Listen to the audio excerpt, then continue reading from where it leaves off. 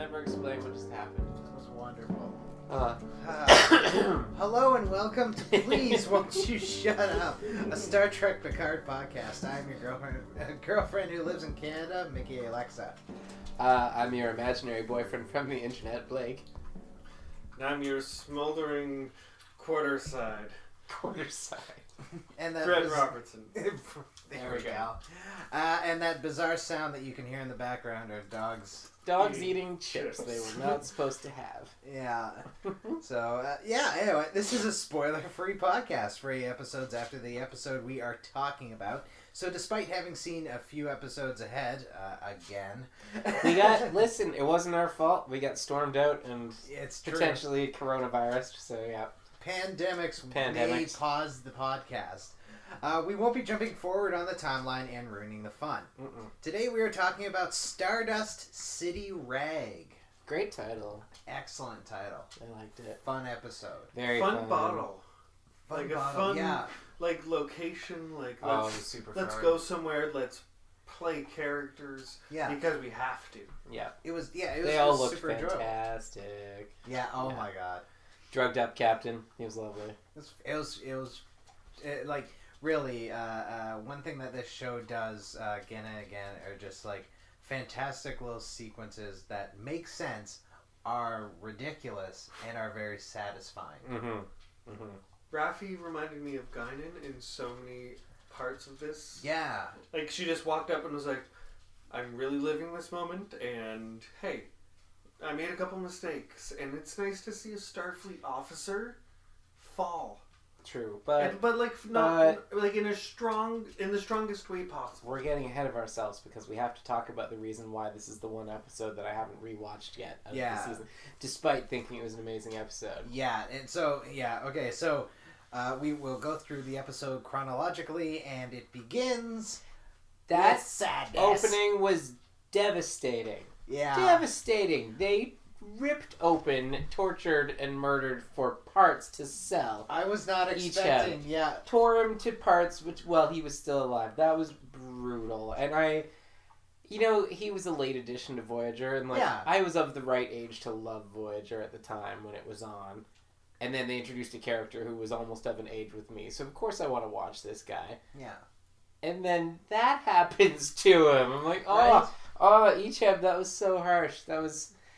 and I know there's some people who are mad about it. Well, this is the thing, is like, I know some people are like, oh yeah, it gives Seven like some gravitas. Oh wow, like she couldn't have been interesting without that kind of thing. Yeah. But I think more than that, we've gotten hints before that space outside of the Federation is often a rough place.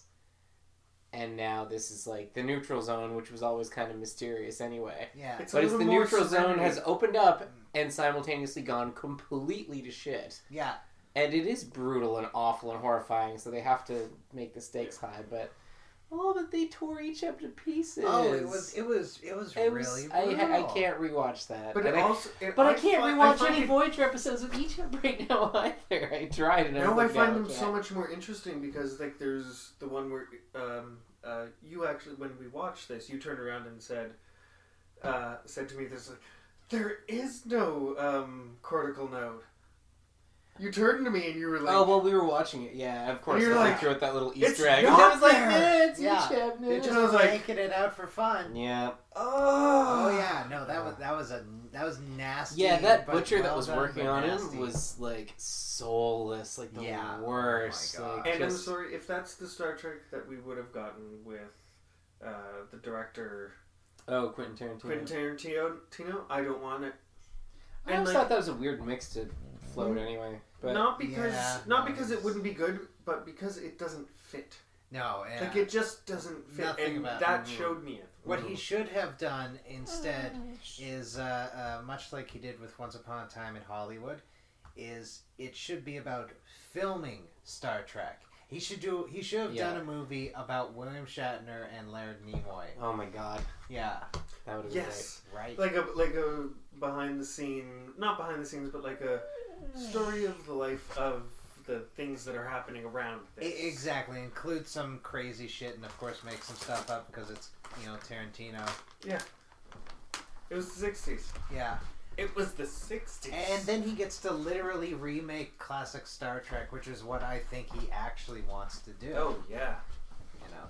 So, anyway, back on Free Cloud. Yeah, what happened after they broke my heart? Yeah, but the Holo. We got the Holo ads. Oh, yeah, we did, yeah. Those were the most fun things. The targeted Holo ads. You basically had real-life pop-ups. Yeah. Which, how embarrassing could that potentially be? Incredibly! Oh my god. And they were for Raffi because they were all related to drugs. Yeah, they were like, hey bitch, come and smoke some snake weed or whatever. Like what if you're really into a fetish and like... Yeah, exactly. But why was the doctor's a robot punching her? I know. Like, I was wondering really about that. Because she's having a moment where she's feeling super weak, and she's generally a weak and meek person anyway, I think. Plus, she's a robotics person. And she's terrified and angry, and she, you know... I have so much goddamn stuff to say about her, but we have to... We have to get to the end. There is a boiling underbelly to her entire character. It's peeking out there. Yeah. I like how what is the Romulan Space Legolas? Yeah, Space Legolas. I love how he doesn't get one because like he's lived in a monastery his whole life. There's no metrics. I love him. He's hysterical. I knew I was gonna like him, but he's great. He's a Romulan. He's a Romulan Jerry Seinfeld because he just what? No, but he just like this thing happens. He's very observational. Says the thing. Yeah. I'm like, you're right. Yeah. He's like, so everybody's pretending, and he looks at like everybody who's. I was like, you get life, and I love you. Speaking of everybody pretending, Picard was amazing. Oh god, I love it. But so self-hating. So self-hating. I love finally hearing a French accent. Yeah, it was about time. That was great. That was great. It was better than his French at the opening episode. Jesus Christ. But Jay-Z, who looks just like Troy. Baby Troy. If she was like season 1 Troy. Yeah, with season 1 Troy fashion sense as well. Yeah, hair like and the jeweled infinity like helix. Yeah, I was just like, so you are Troy. Yeah, I'm surprised that they cast someone who looked that much like Troy, and it wasn't a thing. Yeah, that was surprising. But she's holding Maddox at her bar to sell to the Tel Shiar because, well, he's fucking worth money. Mm-hmm. She's not really connected to the overall plot. She's just a greedy bitch. So Picard and Co. come up with the plan to pretend to sell her 7. Yeah. So that means that Picard gets done up as Le Pirate du Dread Picard. So good. And Rios becomes Red Light Rios. Rios was great. He was. I love the feather where it's just like one moment you see him in a pimp suit. Yeah. The next scene you see him in a pimp suit with a fucking feather. The aesthetic for all of them was. But like it was the perfect like. Well, not only that, but it's led in with someone I can't remember. I think it's Girardi looks at him and goes, "It needs something. You need a feather in your hat," and she's not being literal. But the answer is a literal feather in the hat. It's just a fun little transition between scenes. This is the point in the episode where she had her first. What is the nature of your psychological emergency? Because she had a couple of those. Yeah. I love that touch. Yeah. I love that little touch that the sensors on the ship, of course, would be able to tell. Then you're having a heightened level of freaking the fuck out. What is the nature of your psychological emergency? That would be fucking helpful. It's fantastic. It's like, it really is. Can I help you right now? What's going on? Which makes a lot more sense later on why she's having such a psychological emergency. Yes. She's not just a super nervous Nelly. But although she kind of is anyway. So I kind of like them playing her as super nervous Nelly on top of that. Yeah. But also nerds in space don't do well. Yeah. No. Well, I was fascinated put a nerd in space. She didn't say it this episode. Oh, you're right. No. Yeah. Well, it's a small giveaway. She's a little bit Barkley. She reminds me of Barkley in her. Sorry to tell. Very Barkley. No, it's very important. I will hold off on it. We will get to that. It is an interesting character note, though. It really stuck out for me too. You can see quite a few things in her. Anyway. Well, we're just being annoying. She's never been off Earth before. Yeah, she's never been off Earth, and it's like. Which seems wild, like, right? It seems like why wouldn't you? Wouldn't you well, it have seems at like least people gone who to like the I've never moon? been out of Canada before, and you're like, oh, is it like an economic thing? Like that's understandable, but too bad because it's really Yeah. None of us have gone around the world, but like it's nice to get out there a little bit. And also, like, a teleporter on Earth, and that's like, one tiny planet. You can go anywhere you want. Oh Yeah. my god. But yeah, Get on like the moon. surely they could teleport to the moon, like with all the tech that they show off now and then, like long distance beaming. It's like it's the moon. It's just right there. You really should be able to, but I bet there's like some stupid reason why they don't. Yeah. and it could have something connected with Mars, the Mars attack, which I think is hilarious. Every time I think about involved, Mars attacks. yeah, like I now think about Star Trek and Mars Attack, and the like grade school moment when everybody's like, that thing that happened. Yeah. Oh god. And I was like, what are you pulling? What strings are you pulling on? No idea what you're talking about. You kind of lost wanted me. at the end. Yep. So they trade over Seven after Picard insults Seven repeatedly and like sells her like wares. That was brutal though, because that was yeah. all like self-directed. It was incredible. Ex-Borg monstrosity. You can't trust this fucking robot. Blah blah. Like It was soulless killing machine. Assimilated billions. Like oh shit. Okay. Yeah. Get it all out there. It was fantastic. This whole thing's been a terrific performance by Patrick Stewart, but that was a fantastic performance. That's by why Patrick it was so Stewart. believable. That really brought all of the enjoyment from Voyager and 7 of 9 forward. Yeah. Whereas like, oh, you were just a really fun actress that stumbled upon a really cool thing as it was ending. And like not in a shady way. Midway through. Well, like she She's there from season 4. but like compared to H-Ship. But like she came into the cast midway and just kind of ended it. Yeah. Yeah. Well, yeah. She, And like she And got, then we didn't see her in any of her in Star Trek for 20 years. No. Yeah. And like Or no, for that's her to TNG, come I back guess. as like Still, I'm sorry, yeah. Borg Texas Ranger. Yeah, Texas super fun. Ranger. Like she just kind of like, you got a problem? Can I have some guns? I have to go. Yeah. Which Like- I think, I was thinking about this earlier.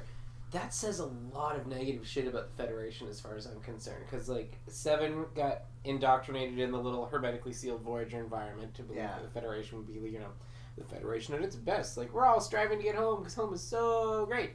And then she gets there. Shit gets kind of fucked up. And she's been in the Rangers for, didn't she say, quite a long-ass time now? She's basically been in the Rangers for, over a decade. She's been in there at least as long as H-Ship has been dead, and H-Ship died 13 years before the show. Shit, okay. Yeah. So, the Federation is such hot trash that she got back and fucked off out of it to the chaotic neutral zone to protect, quickly. a bunch of Fujis. Yeah. Jesus Christ. I think the destruction of something happened Romulus in the Federation. really, Something. The destruction of Romulus and then of Mars definitely was just like a 1-2 punch. Yeah, I think so. It knocked them the fuck out. If only I could think of a real world example of a country starting to immediately Oh fall my apart God. after a massive terror attack. Yeah. So Bajazi recognizes Seven, and Seven's just like, I'm bored of this. I'm here to kill her. There were a lot of bisexual overtones in this, right? That was pretty clearly painted. Yeah. Okay. Yeah. Yeah. I think there's gonna be they would have had some fun, and then they would have tried to kill each other if they were alone. Yeah. Yeah. Which I'm also for Star Trek lore, a Deanna Troi character in 7 of 9 is kind of perfect. Oh, somebody shipped those two already. That's happened. There's some slash fiction out there. There's gotta be. I mean, 7 attends a Betazoid wedding. Ooh. I mean, Slash was created from Star Trek, so come on. No, just to both go sorry, I'm where all the nobody Slash has I've gone read before. All the Slash I've read, all the Slash I've read. You want to make Harry Kim interesting? Have him get really aggressively sodomized by Chakotay. Oh, yes! Oh, that's not where I thought that was going. Not Paris. Paris was... Paris, no! Chakotay just You might as well have him get fucked by Neelix. No. Chakotay would at least run his hands through his hair. He would, right? Yeah. Oh See, my you can God. see it. Chakotay would be, rough but romantic. Yeah. Some good old R&R. What's the Klingon's name? Oh Oh, Torres? Torres, yeah. No, it's Torres with a strap on, obviously. Gross. Not having it. Not having it at all. No. Torres and Tom were fine. Someone had to make Tom interesting. Oh, yeah, but, like, she obviously was the one who so fucked wasted. in that relationship. Chakotay's so fucked. Oh, probably. Yeah. Oh, guaranteed, yeah. That's fine. There's nothing wrong with that. Good for him. I'm glad he's open-minded and open anus. I'm gonna go work on my car, and he just kind of like hobbles off. This is becoming an analysis of a completely different Star Trek episode now. Anyway, one that I'm sure exists. Oh my god. So they managed to trade because Seven's gonna kill everyone who is evil. The whole just kind commodification of freed Borgs too is so depressing and distressing. Like it makes sense, but it's like Bajazel's excited to cut Seven apart and so. Oh yeah, and like she's been doing it for so long. Seven explains that Bajazzi is the one 13 years ago who bought or sold or had operated on Egypt. Mm-hmm. So like very direct, 1-to-1, must kill her for Egypt. And so immediately your interest in this character just nosedives because it's just like I wanted that bitch dead immediately. Yeah. I was, you know what? I'm still not sure if I'm criticizing the Egypt decision or not. I don't think I am. I think it did work, but like, oh, you want to manipulate my emotions like effectively? Go ahead. I hated that character. She needed to die. But also for Icheb, he was bred for killing Borg. And we then had was a killed for being Borg. And it's just like, you have had the shittiest. Mikki and I had the longest message thread back and forth that started with how Icheb was like born and bred to be a Borg killing virus, died getting hacked up for pieces to sell on the open market, and in the middle he had to spend time with Neelix. Yeah, that's just the worst That's his life. Yeah. But not together, because that's a great character, but separate. Yeah. No, that was his life. Yeah. And those fucking children. Tuvix should have stayed. Tuvix was great. It was better. And getting rid of Tuvix is murder. That it is. It's a form of murder. It's straight up murder. So Bajazzi. Every time I say that, I actually have to look at the word again. I keep thinking of Vajazzled every time I hear her name. Everyone says that because it's very true. Vajazzle. Yeah. And she looks like the kind of person who she would have a Vajazzled. God, yes. Yeah, absolutely. And it would be one of those purple crystals, and it would always be shot in soft light, just like her whole Deanna Troy-ness. Yeah, she's like just that's where her chakra is. Yeah. Hey, as long as the male Starfleet officers wear miniskirts, I'm down. There you go. They should bring some of those back. That season 1, I am sorry. There's a couple scenes I was like, "Hi." Oh, did we talk over the part where Raffi meets her? We haven't gotten to that yet. Okay. We're going to right after we finish this scene. So. Because Seven's like, I'll just fucking kill you, and Picard is like, or we could not kill you, and you could just give us Maddox, and we'll go the fuck away. And she's like, fine. That was, as soon as that happened, I was just like, first of all, Picard, you're wrong. There are moments, I'm sorry, and this is one of them. Yeah.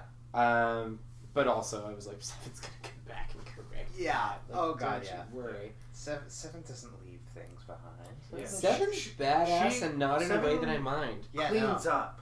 Yeah. Like she's like, oh no, I'm excited. We need this done. She dots I's. Oh, we can't talk about it yet. Crosses T's. Yeah. We'll get to it though. Man, I feel like we're gonna undersell this episode because I'm so excited about all three of these episodes that we're gonna be like. These 3 episodes are gonna be great, but we're kind of gonna be rushing through how awesome this episode was because this as much as I was upset. This is probably the best episode at this point that's aired yet. This was a stupendous episode. Yeah. Super fun, super colorful, beautiful, lots of little Easter eggs. I think, you're off-world. You're and it wasn't a bunch of time spent on the Borg cube watching What's-Her-Face get taken advantage of by a spy, for fuck's sakes. Yeah, which, is also fun, but this is a lot more fun. Yeah. Plus, they were in A Quarks. It's been franchised. I know. I love that. That was a nice time. Good for you, Quark. Oh, and the Mr. Mott. Was that Mr. Mott. the hair? Yeah. Yeah. Yeah, I'm sure. Like, if you could translate some of those other languages, there'd be more stuff. Yeah. I that scene in the bar. I know I keep distracting away from it on tangents, but no, it was fantastic. It was really well done, but you knew that Seven was not going to let that bitch live. Oh, not God, after that. No. Not after once you find out, you're just like, oh. You could see her heartbeat. Yeah. The way she looked, and I was like, okay, it was her child. It was her child. Like, she has his cortical node still. Yeah. Still. Yeah. So as this is all happening, we find out why Raffi was being all secretive and wanted to go to Free Cloud.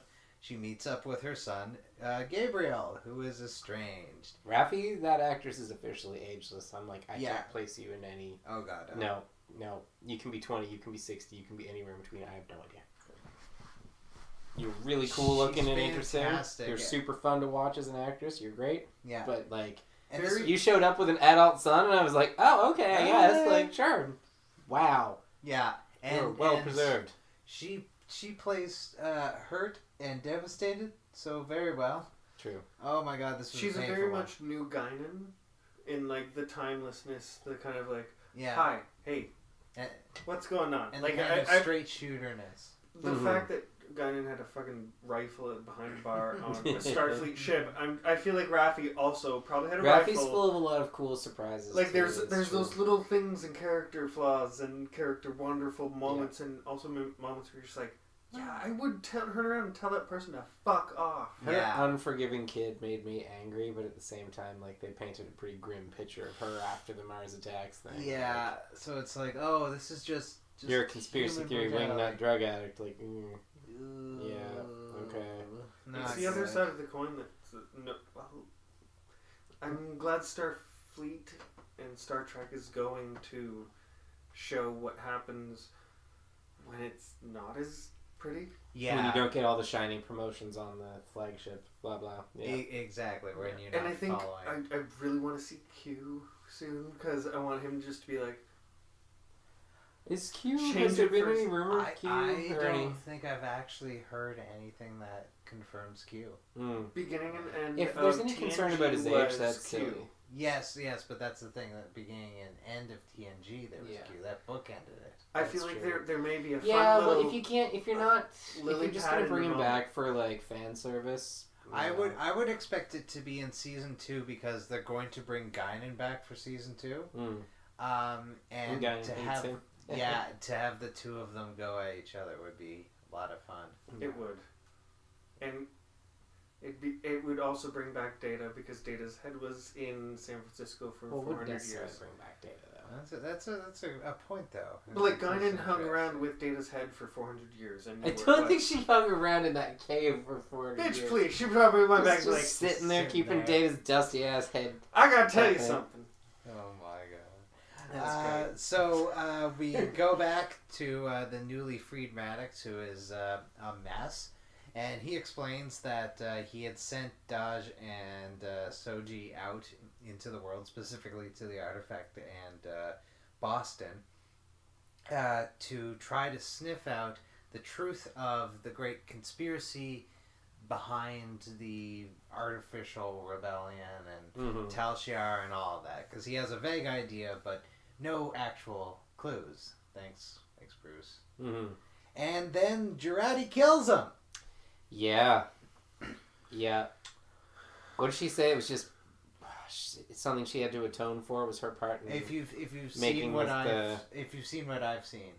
Oh no, you were a very important part of this, and I will atone for that. Yeah, that as well. Yeah, here's the thing: is I feel like she's had like at this point we can say I feel like she's had like, she's had a vision or something like she had trauma. And this is what annoys me though: is like you are a doctor and a research scientist and all kinds of like very smart lady shit.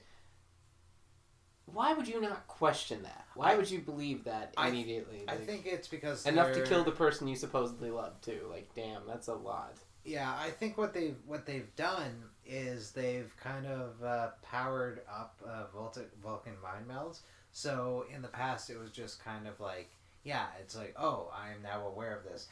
But it seems in this case, it's like, no, I'm implanting it as if it's a memory. Well, I always thought And that so was now the you thing have a with traumatic Vulcan memory. mind melts, though. I thought, like, you know, you feel what I feel. It's you share that experience. And then maybe the trauma that she's sharing is just so great that... Yeah, but I'm still annoyed with her, though. But in many episodes in Voyager where, like, you share, like, the, like, Vulcan, like, trauma of other things, how much of it is just forcing that onto the other person? And well, Voyager, though, everyone get over everything in about 10 minutes anyway. Yeah, so, like, although I should point out that this does not occur in this episode. Yeah, I was going to say, I didn't say it. What does occur is, actually, the one last thing that does occur is, while Raffi blows it, we find out that her son has knocked up a Romulan. Was she Romulan or Vulcan? I couldn't tell. I believe she was supposed to be Romulan. It makes sense for the neighborhood. Like, yeah. Why would a bunch of Vulcans be hanging out on... Why would any Vulcan be hanging out on... Why is he hanging out on... Well, I guess he's a doctor, wasn't he? Or... I think so. So so maybe he's there being helpful or something. Yeah. But Freecloud seems like a shite place to raise a child. But also maybe like it may have good hospitals because like, you just go. And, well, you probably get paid at the nose to be a doctor on Freecloud. I presume whereas in the Federation, you probably get paid in prestige. Yeah, I presume it's like Las Vegas, where like the Freecloud. Do you want to raise a child in Las Vegas? In actual Las Vegas, off the Strip, apparently not a bad place. Yeah, school districts are pretty great. Yeah, what we saw was the Strip. Okay, intriguing. If you turn the camera, you see the rest. Yeah, that's great. It's just boring suburbs. Yeah, just little boxes. But it's got a really good stage. Like a really good stage. Great schools. Really, amazing schools. Bit of board chopping. So what? Oh shit! I've forgotten the name of the segment. Does it Make It So? Yes, Make It So. What do we want to make so at this point? Exactly, because we've discussed everything in detail. And I'm always gonna say my Make It So is more legacy characters, and not in every episode all the time. Yeah. But when you need them. Fair. Like, just put them in right. Don't keep them forever, but put them in right because that respects me more than making them in every episode. Yeah. Oh shit! I totally forgot. And then Seven comes back and murders everyone. Yeah, we alluded to that enough. But like, good. Oh yeah. And like blew her apart with like painful vaporizing. Oh setting. yeah. No, like, that was some. That's good. It's like no, we want to make sure it hurt a little bit. You gotta have that. We want some punishment. And I also love that she did the Jessica Fletcher where she's just like, I'm gonna wait until you think you are so safe, and you know that everything is gonna be good, and then I was gonna be like, Mr. Seth Hazlitt, please come in. I just thought it was funny that Picard was like, sure, go ahead, have some phasers. Like, it's obvious what you're doing, but I'm not there now, and you have made your decision. So. I also like to think that because they've made it clear that Picard isn't losing it. It's not that he's paying attention, but it's like he's never paid attention. And so maybe this has always been happening in his wake. They're really painting his flaws very openly in this series. The best people are saying them to his face. It's fantastic. I can't wait until 2 episodes from now. We can talk about the latest main person to call him Aaron. The best moment ever, though, is when Seven and him talk about regaining their humanity. Oh, yeah, and they're both like, no. And they're just like, so did you regain all of it? And they're like, really. Yeah, working I on never it. really got there. Yeah, 20 years later, work in progress. And I was just like, oh my god, thank you. That was a nice bonding moment when those two finally meet. But I also like how they weren't really on friendly terms either. No, they were on instant respectful terms. Yeah. Though. Like, that was good. They both feel like galactic wardens in the fact that they carry a responsibility for space. Yeah. And like not in a I'm in charge, but like but like somebody's actually getting shit on over here right there. Yeah. But why? She like saw what was happening in the neutral zone and couldn't leave people without any form of protection for the last 15 years? 15 years. And is just doing it by habit. Seven's cool. Yeah. That's badass. Pretty epic. She It's doesn't like seem like Walker- she would Walker have much Board time Ranger. at all for most of the Voyager crew at this point. Yeah, no. She seems like if she ran across Harry Kim's path, she would probably just punch him in the face. Yeah. Yes. I would. Yes. I would be Ask him if okay he's with been B'Elanna sodomized coming by back as a Jacob ranger. lately. I would be okay with B'Elanna coming back as a ranger. No. Only in B'Elanna's passing not and gonna- like in the background. No, B'Elanna's been infected by Tom, so she's gonna be lame now. She's gonna be lame. Oh, even their kid's gonna be lame because she's half lame. It's the Paris lameness. Oh, she's No, half no. lame and she No, probably no, has no. lyrics for Their godparents. daughter, their daughter, and Worf's son, Oh. Alexander. Alexander, and Wait a minute. No, there's hope. Because it's just like how when two hippies have a child, it becomes a stockbroker or a conservative. Oh, that's so they true. go So, back. yeah. They go back to full That Worf. milquetoast bullshit coupling of the two most boring Klingons ever to exist would probably like, oh man, their kid would be like Best. Okay. Kahless the second at this point, The maybe return of the Caleb. return, yeah, Kahless the Here's a ninth. greatest question. Klingon that ever lived. Who's your favorite female Klingon? I fucking hate the Klingons 90% of the time. There was 3 really good ones. There was Worf's counterpart in advisor Worf's to baby mama, yeah, like his Beyonce to the. she was fine. She- Klingons, bleh. She also was a wonderful actress who played like so many fucking characters, like so many Romulans and so many. She's like, hey, we need somebody to do this. She's like, Yeah. put me in makeup. I love how everyone was so mad with the Discovery Klingons, and I was like, oh, they made the Klingons interesting? Yeah. Yeah, I hate that. How terrible. Klingons. My favorite female Klingon is definitely Lady Martok.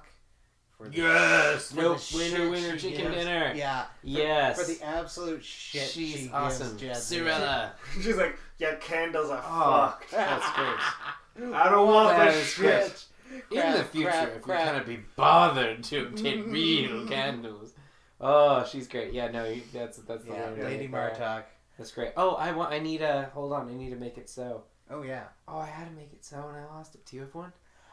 My make it so at this point would be, I hope that characters don't appear and or die constantly. It would be nice for like a little continuity. Mm-hmm. I say this as having seen a couple of episodes, so Mm-hmm. It's also a bit pinball and dark. Yes. Dark. Yeah. It's a little pinball dark. There's gonna be edges. Bing, bing, bing. You never know where you're really quiet. Yeah. I want more of the holograms. Yes. I want more of holograms. the Serena holograms. They're amazing. I love that they've gotten to the point where it's just no fucking holograms So, out the ass. yeah. Here's the question. Oh, she clearly just wrote over the programming. No, but like, are holograms considered Oh, sorry. Since? synthetic? No, clearly life? not. No. Like, what is there? And this is kind of cool because it would be like a legal distinction in Yeah. Starfleet, which Measure of a Man was the perfect. Ooh, line. you know why? You know why I absolutely bet. Because the Doctor, as far as we know, is still the only hologram with a mobile emitter. So every From the hologram is 20s. dependent Oh, on this is true. Yeah. is dependent on systems that you control. Yeah. Every Whereas the hologram synth we've can just seen. walk around and grab a gun and kill you. Like Yeah. anytime a hologram goes kind of slightly awry, you can just shut down the entire hologrid. Yeah, or they can't leave. Go to a room without emitters. Like turn the safeties on for fuck's sakes.